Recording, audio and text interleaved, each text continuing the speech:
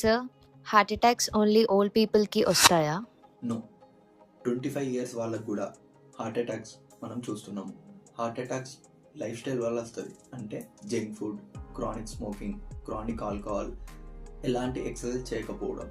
So daily తాగుతూ తినుకుంటూ ఇష్టం వచ్చింది చేస్తూ లైఫ్ స్టైల్ చేంజ్ చేసుకోకపోతే మీకు హార్ట్ అటాక్ వస్తుంది. Sir, can antibiotics cure viral fevers and cold? Antibiotics బ్యాక్టీరియాని మాత్రమే చంపేస్తాయి, వైరస్ని ఏం చేయలేవు. సో ప్రతిసారి మీరు డాక్టర్ ప్రిస్క్రైబ్ చేయకుండా యాంటీబయాటిక్స్ వాడితే యాంటీబయాటిక్స్ రెసిస్టెన్స్ వచ్చి ఫ్యూచర్లో ఏదైనా మీకు సీరియస్ ఇన్ఫెక్షన్ వస్తే యాంటీబయాటిక్స్ ఎందుకు పనిచేయవు. సార్, ఫిష్ తిన్నాక మిల్క్ తాగితే విటలైగో వస్తుందా? ఫిష్ తిన్నాక మిల్క్ తాగితే విటిలిగో వస్తుందని ఎలాంటి సైంటిఫిక్ ప్రూఫ్ లేదు. యాక్చువల్గా విటిలిగో అనేది ఒక autoimmune disorder.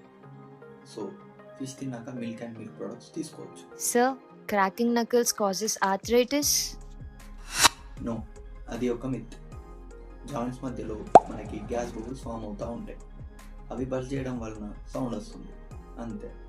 So cracking knuckles doesn't cause arthritis. Crack చేయొచ్చు, మరి అతిగా చేయకూడదు.